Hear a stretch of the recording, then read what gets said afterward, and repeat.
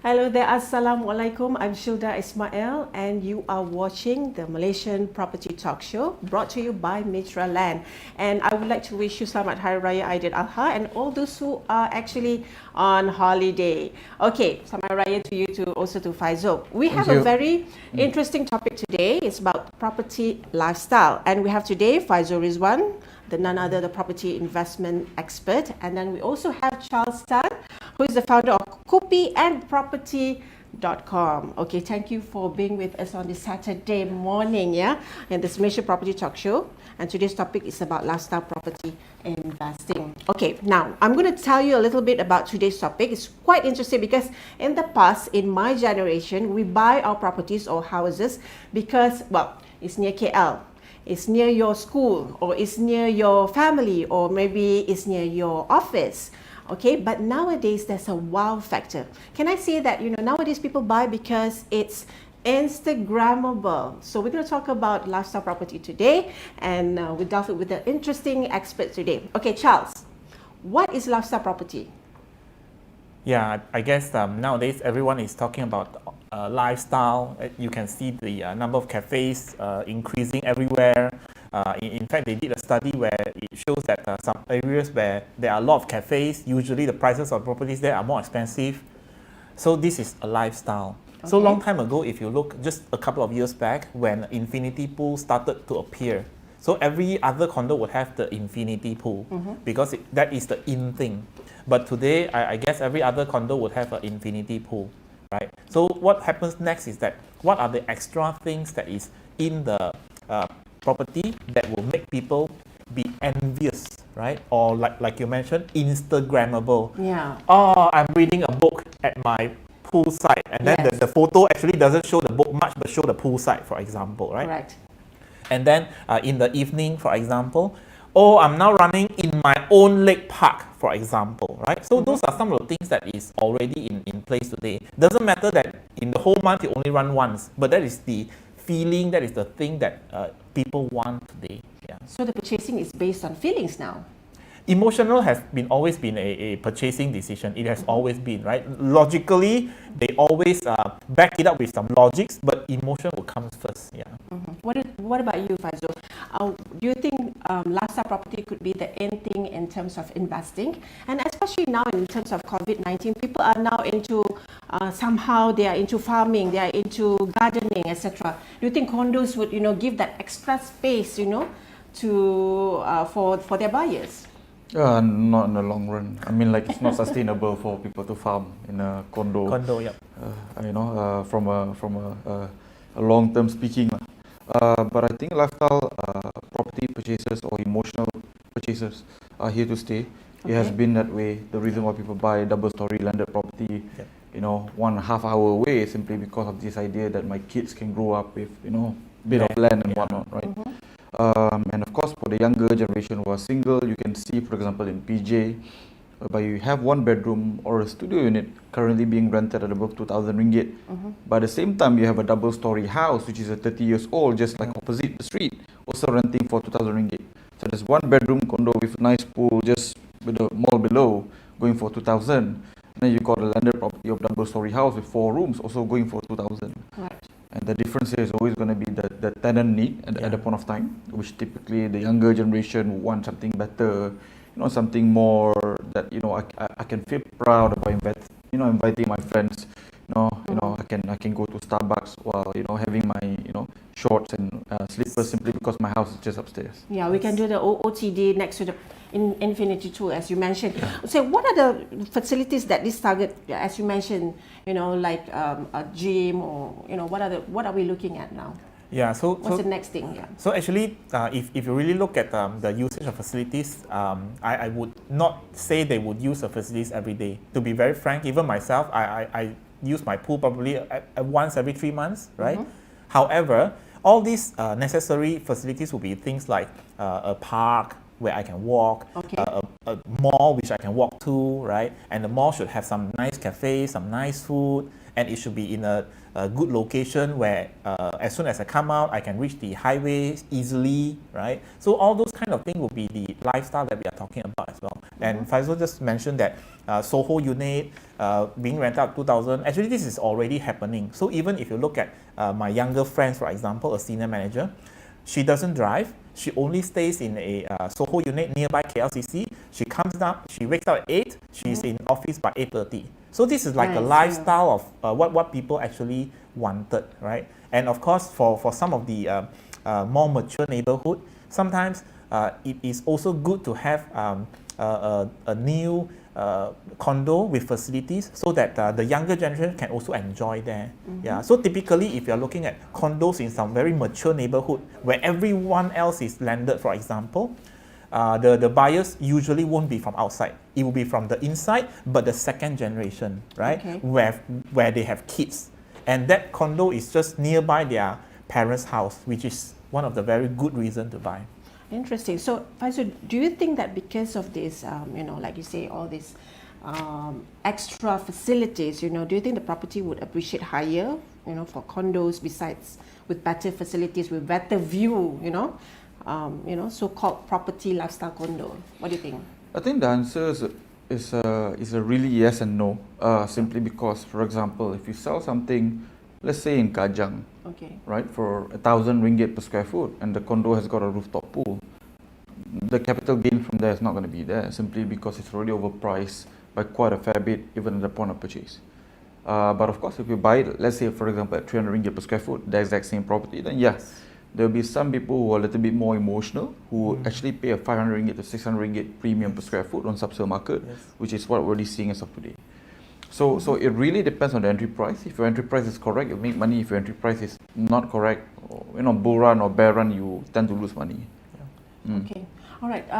I understand that. Okay, when we're going to talk about the next in location for lifestyle property, I understand that you went to do some observation to recently condo. It's called Gravitate. Okay, do we have it? The video that Yeah, let us take a look. Yeah, perhaps. take a look.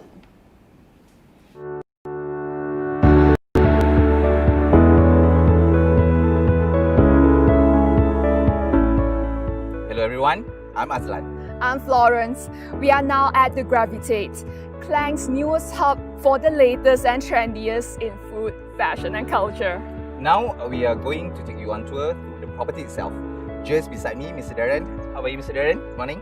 I'm fine. Good morning, everyone. Yeah, thank you so much, Mr. Darren, and he will be leading us on the tour for today.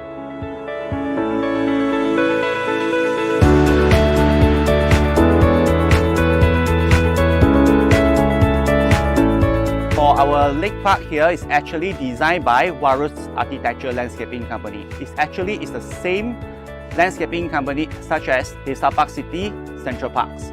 So in our lake here, it actually contains 8 acres of land. Inside of that, we also have 800-meter jogging tracks. Then we also have playground and cabana. And for our lake park, it's the first pets-friendly park in Klang.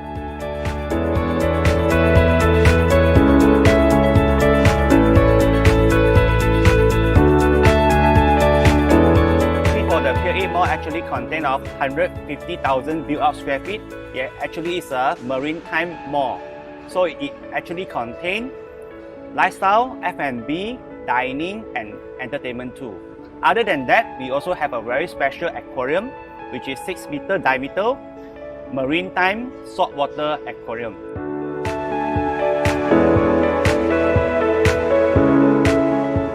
The show unit looks very exquisite. Tell me more about it. Yeah, sure. We have few units in Ashino Residence. We have 800 over square feet to 1,002 square feet. The layout such as 2+1 bedroom to 3+1 bedroom.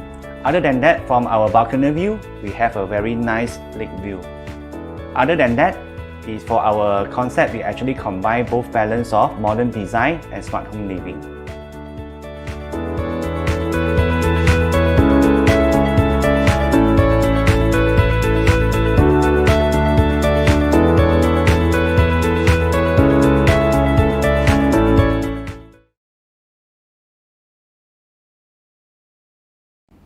Interesting. That's a pet-friendly area. Yeah. How was the experience, Charles? I guess in the evening it will be very lively, but Yeah. at the time that we went, it was early morning and it was a working day. Therefore, there wasn't that many people there. Yeah. Yeah. Okay. All right.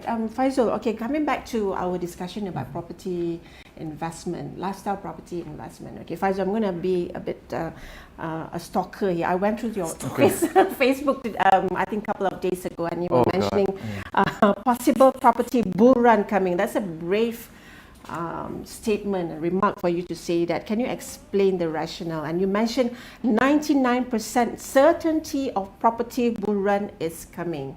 Can you elaborate on that?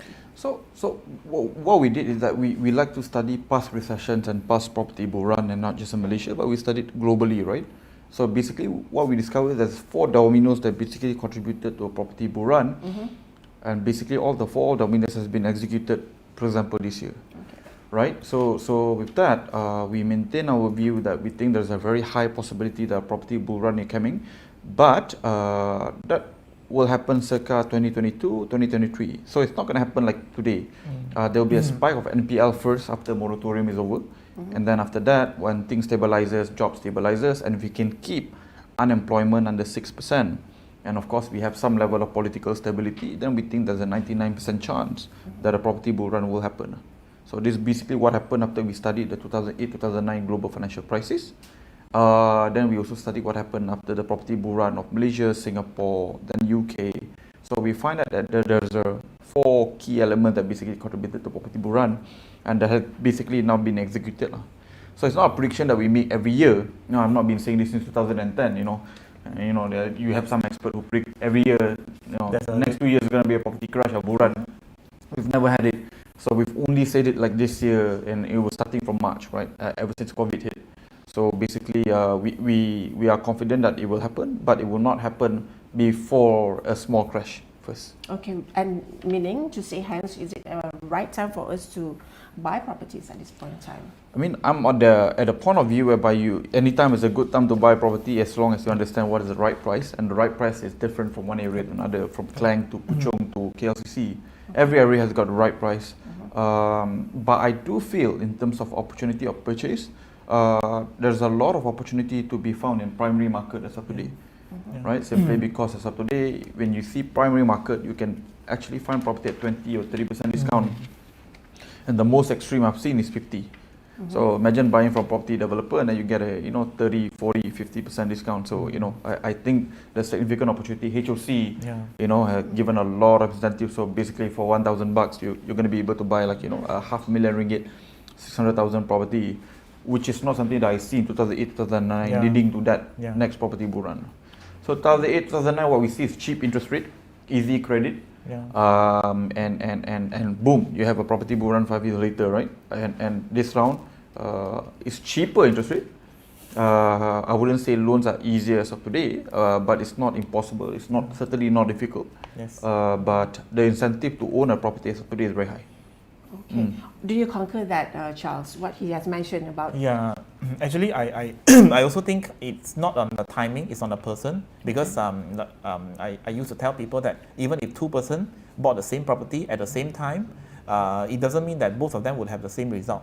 Because probably 1 year after that, the crisis came, the first person couldn't hold and the first person sold, the second person held on, and 4 years later, the bull run comes, for example, right? So you can see the huge gulf of result between 2 persons buying the same property. So it's actually the person, not the timing. Yeah. Okay. So we need to see which properties will do well, in this couple of 2 to 3 years. What do you predict, Faizul? So just because a property bull run is coming, please don't go out and simply go and buy a bunch of properties like crazy, right? So so that's not the purpose of why we mention a property bull run. Okay. We think properties that are well priced will do quite well. So what is a well priced property? Every area has got this thing called the median price point, or what is the average, what people is willing to pay. In Mont Kiara is different, in Klang is different, in Puchong is different, in KLCC is different. So as long as you buy at the median and below, if you buy new property, you can basically have a 20% premium above the median. Say, for example, in an area like Mont Kiara, whereby the mean or median price point is about 1 million. say you pay 1.1 million or below for a new property, chances are you'll be able to make money out of that. Simply because 50% of the people who are currently existingly buying the property in the subsidy area are already paying above 1 million. Yeah. So we think there's an upside. So if, for example, for the buyers out there, if you can find a property whereby you got a new property and the old property, and you see an old condo and a new condo both priced at about 500,000, just buy new. Because chances are in the next 5 years, the new will outperform at the same level of price point compared to the old condo. Okay, in choosing property, what are the requirements that you need to look into? Nowadays, the millennials, will see a nice advertisement or something like that, and they will get, they want to buy it. And what are the things, the requirements a person should see? So if you go back to lifestyle, right? The first thing is you need to know where are you currently working versus the place that you're buying.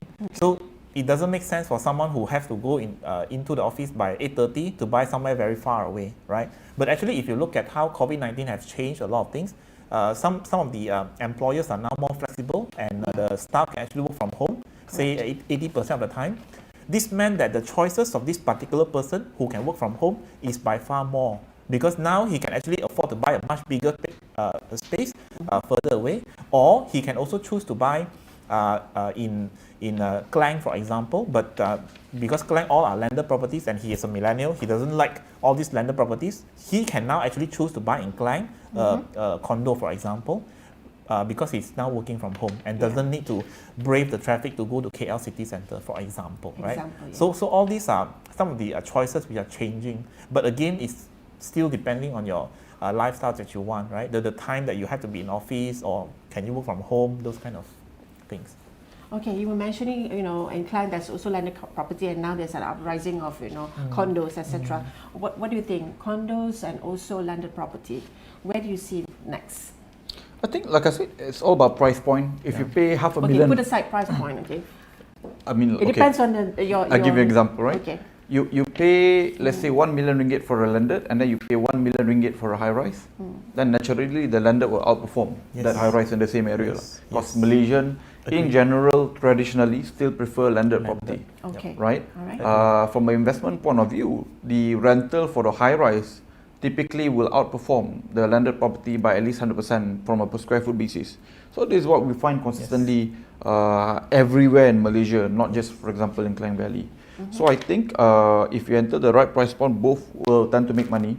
If you look historically, the best performing property in the last 10 years, for example, are actually terrace houses and high rise. Yes. They basically both outperform semi-Ds and bungalows, right? So that's what happened in the last 10 years, if history is an indicator. So essentially, as long as you buy this thing called the mass market property, which again goes back to, remember, the median price point.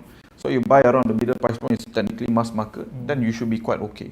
So whether it's landed or high rise, you tend to be able to make money if you buy and enter at the right price. Yeah, but I would see, for example, if you see at Gravitate, it has everything: the facilities, you have the viewership, you have friendly, pet friendly, etc. Charles, do you think that would be a market value, to buy a high-rise condo? Yeah, so if you ask my parents will answer no, yes. right? But if you look at how the whole world is changing, actually the millennials are now the new force in the industry.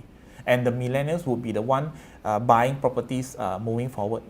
Definitely not my parents, who's now enjoying their life in their current home, right?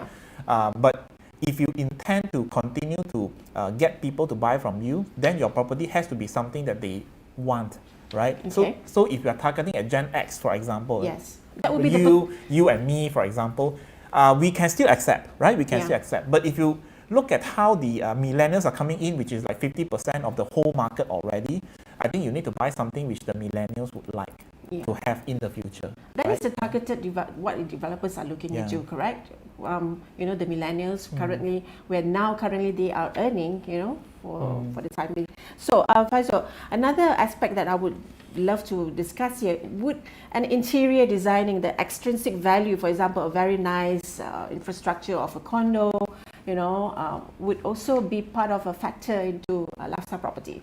It is, for sure, because, I think for the younger generation, how everything looks and feel is important, right? I mean, like as of today, we have this situation when the food arrives that the camera eats first, right? So not we, after we get the right angle, upload it on social media, and then, then you start eating. So how everything looks is very important. Yeah. Okay. So this is some sort of like a mindset change also for developers to really have a due diligence on the property behavior purchasing. So what do you think about that, Charles? Yes. In fact, if you look at how developers are changing, we can see after 2013, for example, where the property market sort of slowed down. So a lot of all these developers who were thinking of launching 800, 900,000 high rise, actually they had to step back and really rethink because that is no longer the time. So what happens now is that they are going back to the more affordable kind of condos, not the 800, 900, but probably the what is the 500, price range? 500, 500? yeah, Okay. 600, depending on the median salary. What's the space yeah. that they are looking at right now? So if you look at millennials, right? Actually, millennials doesn't need huge space, right? But many times, if you ask me, and I'm a millennial, right? For the same price, would I buy a bigger unit or a smaller unit? Of course, my choice is definitely a bigger unit. Okay. Right? So this is very, very important consideration. It is not like every millennial will want a small space and I can price it as high as I could. That's not the point. The point is, do you understand what the millennial want? The number of rooms, for example, and what is the median price that they can afford? Yeah, based on their current income. And of course, if you look 5 years down the road, of course, the median income of these people will increase, and that is when the developer will build something new for them to upgrade, right, in the near future. Yeah. Okay. So Faizul, as you mentioned right now, okay, for example, it's first time buyer, especially on the millennial, our target audience that we're talking right now. So Faizul, do you think they should also invest, looking into it as an investment, or looking it into a studio where you do it, you buy it for your own self? I would say because typically you shouldn't buy a proper own stay house before you are 35. That would be my generic advice. Simply because as a young person, you have no idea where you will wind up from a career point of view 2 or 3 years from now. Is there a possibility that you might move to another country? Then yeah. Right, so to me, the criteria, if you want to buy a first property, I would say buy a property that can fulfill the following 3 criteria. Number 1, you make sure that you buy property that you can sell not at a loss. So basically, you don't overpay. Okay. Right, so that's where the understanding of what is a median price point in the area is so important. Number 2 here is that you buy property that can at least cover 60 to 70% of your installment. Okay. So for example, worst case scenario, you are being asked to transfer to Sabah, you can still rent out your property at a reasonable price point, to the point you only have to top up maybe a few hundred ringgit, right? If that were to come. And lastly, it must be decent enough that you don't mind staying there. So essentially, can sell, can rent, can stay. If you can find property that can fulfill these 3 criteria, who are we to go and say is the right or is the wrong property? Right? Okay, so Charles, what do you think about some property owner where they converted their lifestyle property into making an Airbnb or making a homestay? It's sort of like a trend right now. Yeah, so Airbnb has its own regulations. Residential areas, you're not supposed to do Airbnb. So there's something which is very important for everyone to understand, because many times we think, you see all these units, they are doing Airbnb, therefore I will buy and I do Airbnb. Actually, you need to also understand, are they doing Airbnb illegally or are they doing Airbnb legally, right? Okay. So doesn't mean that currently they can do Airbnb, you buy in and then you can do Airbnb, because it may not be something which is long lasting, right? Actually I concur with Faizul. It's very important to buy a property which is meeting your current needs, right? Because I do not believe anyone in the millennial would want to buy a property and stay in that property until he or she retires or move to some other place. I seriously don't think so. In fact, if you look at lifestyle again, the lifestyle continues changing. Yeah, we do not need to look too far from the smartphone, for example, right? Yeah. So it used to be a small screen, the small screen, then it became bigger screen, and now it becomes much bigger screen, and then it went back to the smaller screen. Yeah, yes, so all these are continuously changing, which meant that there's no such thing as buying with certainty that this is the property I will be staying until the day I say bye-bye, for example. Okay, so beyond just facilities, what are the other criteria that probably we need to look into? Your advice, because I'm sure there's a lot of millennials, generation Y, X, Y, Z are also watching here. What are the elements that need to carefully looked into before you know, hey, that's a beautiful condo, I want to buy it? You know, what are other things? Yeah. So I guess the first thing that everyone must do is to stay safe, because in some countries, not in Malaysia probably, but in some countries we already have mortgage slaves. Mortgage slaves means whatever they earn every month, 70-80% of their salary goes to the property itself, right? So it's very important for us to understand what we are earning and then only determine what kind of property we intend to buy. Otherwise, we are going into a trap or a hole which has no end, right? Price is always most important. It's actually not the developer, not the facility, it's what I can afford first. So if I can afford a 500,000 property, yeah, sure, go ahead, right? But if I can afford a 500,000 property because I stretch myself and then every month I don't want to go to cafes, yeah, probably you have to rethink a little bit. Probably a 400,000 property may be more suitable for you, right? Yeah. So if you ask me, the first point is myself, not the property itself. Yeah, but I'm still skeptical because I don't know. I came from a different generation. I feel that nowadays, after or maybe amid COVID-19, we are still in a survivality mindset. You know, we in a basic. We are back to basic mindset. So I don't know. What do you think about that? You know, how do you change that kind of mindset? What mindset specifically? How do you change that kind of mindset? You know, I feel that right now, no, I don't think I want to invest. I'm just going to wait for the market for the time being, because wait until they have the vaccine, you know, get rid of the COVID-19 until the market is okay for me to purchase a property. That would be me. I mean, a bit skeptical. I think it's a question of doing what doesn't make you lose sleep at night. Right. So, for example, if you're not comfortable, just don't buy it. Yeah. Right. Agree. As a person that really studies the market, not only for the last 15 years, in fact for the last 30 years and multiple recessions, and I have a mentor who has gone through 4 recessions. Okay. Right. He's telling me these 2 will pass.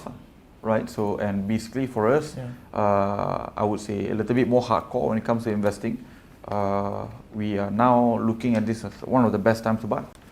You know, because buying pre-property bull run and buying post-property bull run, you know, the impact can be quite significant.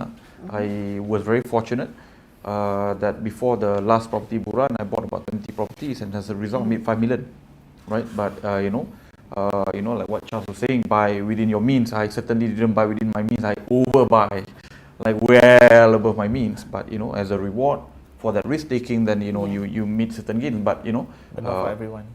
But not for everyone, certainly. In fact, I don't recommend it to most people. It's really for people who knows what they're doing. So in order for that, you need to know a lot of information, right, Charles? Like, what are the information that we need to know, and you know, the current situation, the political. And, so the first very important information that everyone should understand is value of money will always go down.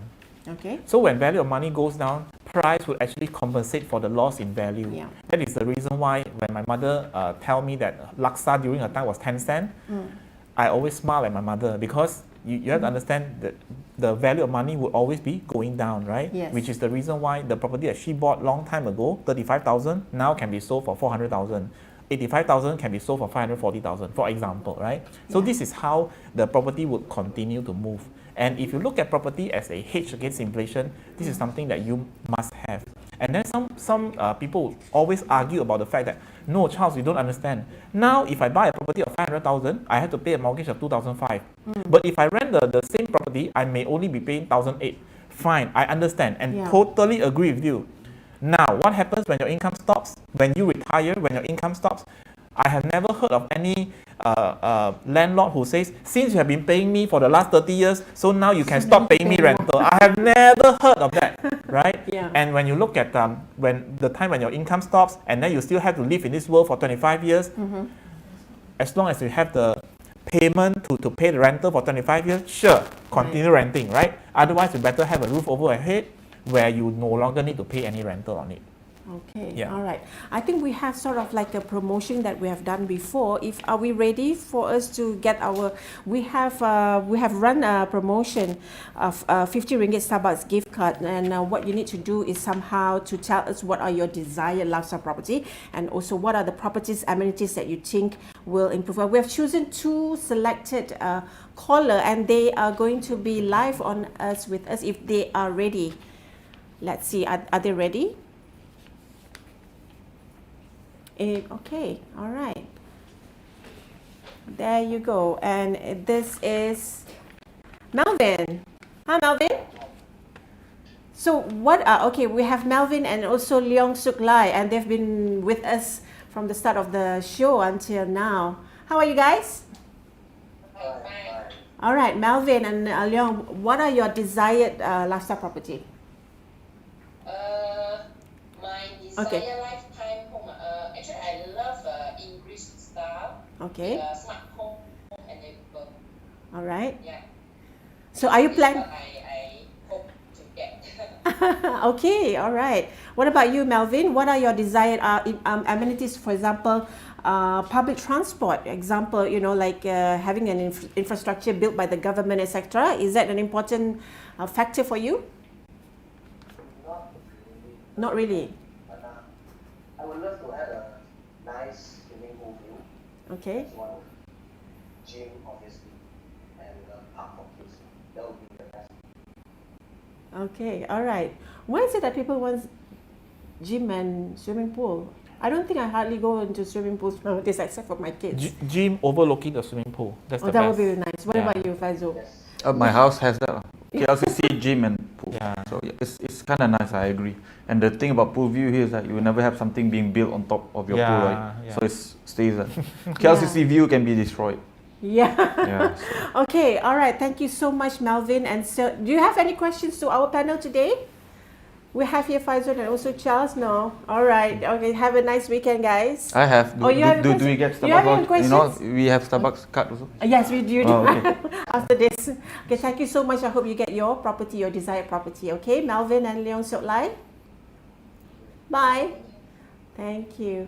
All right. Is there anything else that you probably want to advise us, especially the millennials and also Generation XYZ, not X. Okay, X will be me and YZ. In terms of getting your first property, getting your first condo or house. Charles, you first. Yeah, I guess the first thing that we want to know about the first property is that it's compulsory. So many people still think that perhaps I should wait. Actually, it's up to you whether you want to wait or not. As long as you continue to earn a lot of money, you can keep waiting. Okay. Because if you look at the lifestyle of the rich and famous, right? For example, Elon Musk, he says, I do not want to own any property, and he's selling all his property. Okay. Fine. Yeah. Because his wealth is so much, he can choose not to have a property, right? Because he can stay anywhere he likes. But for us, most of us, where our income is limited, and where there is a time when the income will stop, then a property is a very, very good hedge against everything else. Yeah. Which mindset we should go first, investing or buying a house? I mean, you understand what I'm trying to say when, for you it's coming to, I'm here to make money out of the house. Or are you buying a house, your first time house? I would say, like I said, adopt both. I would say for any young first-time home buyers of today, again, look at those three things. Number one, don't overpay, buy within the median of an area. Number two here is that make sure that in the event you don't stay there, your rental is enough to cover at least 60 to 70% of your mortgage, right? So that means, for example, you don't end up in the situation whereby you buy a 600,000 landed property and then you got transferred to Sabah. Then your rental 900, but you pay to the bank 3,000, so that's still negative 2,000 per month, right? And lastly here is that buy something that is decent enough that you don't mind staying there. Yeah. So can sell, can rent, can stay. If you can find properties that meets all the three criteria, then I think you are quite set. And then of course for those who are looking to make a little bit more money out of this, potentially property bull run, get themselves a little bit more educated. And once you do, property bull run can be a huge difference in terms of especially if you invest early like me. I was very fortunate to make my first 7 figures before I was even 30, thanks to a property bull run. But please get yourself educated. Don't because of the show simply go and buy 10 properties. That's just crazy First get the education right first. If you follow the 3 criteria, I think you're going to be quite safe. Okay, when you say about just now, the 3 elements that you look into, you need to be very well educated in order for you to make money out of it into investing. What are the knowledge that we need to know? So there's 2 things, right? One is to buy something that you can stay, whereby you don't lose money. So that's the 3 criteria, right? And then to make money, then I've got this thing called the 7 rules. Okay. and I've shared it on my Facebook, so feel free to go and follow. It's free. Yeah. But there's a lot more things that you need to know if you really want to make money out of property investment. It's not as easy as a lot of people made it out to be. And just because a property bull run is coming again, it doesn't mean that every single property make money. There's going to be winners, there's going to be losers. Similarly, I think there's a stock market bull run as well, and it's not all equities will make money. You pick the right ones, it turns out it's going to be quite great. Like the glove companies recently, right? Or the technology companies, some of Technologies, them, yeah. AI companies, yeah, correct. but not so great for airlines. So similarly, right, in every era of whether there's going to be some people make money, there's going to be some people who lose money, and the difference is always going to be knowledge and information. So I think it's very, very key. Get yourself educated first. While I bought like more than 60 properties to date, I didn't buy my first property in the first 2 years of learning. Okay. Right. So I mean that's how serious, and because I was I don't have rich parents, no donations from Middle East coming anywhere, and you have that 2,000, 3,000 as a capital, and you want to make sure that it's being invested in the right property. And thankfully for me, because I took 1.5 to 2 years to learn first before I buy, and my first property was okay. Then I move on to the second, third, fourth, fifth, and rest is history. What do you say about I would like to ask an opinion to Charles. What do you think about career being into property investment? It's quite interesting, as mentioned. Not as interesting as So I guess it's very important to understand that we do not need to be a full-time investor to be investing in property. You don't. So if you are working professional, for example, if you are working professional, you can still invest in property. I do not have anywhere near Faizul, but I have properties in 7 cities and towns in Malaysia. Okay. So as a working professional, you can also do that actually. Slowly, every 2 years you buy one, every 2 years you buy one. Something went up tremendously, you sell, and then you use the capital to buy 2 more. Yeah, that is a strategy that is available to working professional because you have stable income. And when you have stable income and you can show to the bank that you have a stable rental income, the bank will still continue to lend to you. And that's very important strategy because not everyone can be going into the market and say, hey, I'm a property investor. I guess majority of Malaysians are still a working professional. Yes. But it is really, really possible to buy slowly, wait for capital appreciation, use that to buy more. Yeah, that's very, very possible. Yeah. Yeah, I guess that's where we need to be educated and get all the knowledge from getting from your website and also getting from Faizul. Okay, I think that's all we have for today's conversation, and we had a really fun stuff. Faizul and Charles, do you guys have anything to say for today? Charles, I see that you Please do visit kopiandproperty.com. This is a very good property blog written by me every day. Okay, all right. What about you, Faizul? Like I said, if you follow the 3 rules, I think you'll be quite safe. If you buy primary market for the next 12 months, I think the discounts and the opportunity are actually quite significant. One of the best times to buy primary market property in the last 15 years, I would say, is today. Right? And for those who are thinking about learning more, feel free to follow me on Facebook. I've got this free Facebook group that I created called Faizul Ridzuan Private Group Free. Join there. Every information that I teach for free. And if you want to learn a little bit more, follow both of us. Yeah, interesting. Okay, thank you so much, guys, for being with here on a Saturday morning. Thanks for having us. Thank you so much for being with us today. I'm Shilda Ismail and signing off. Bye-bye. Thank you, guys.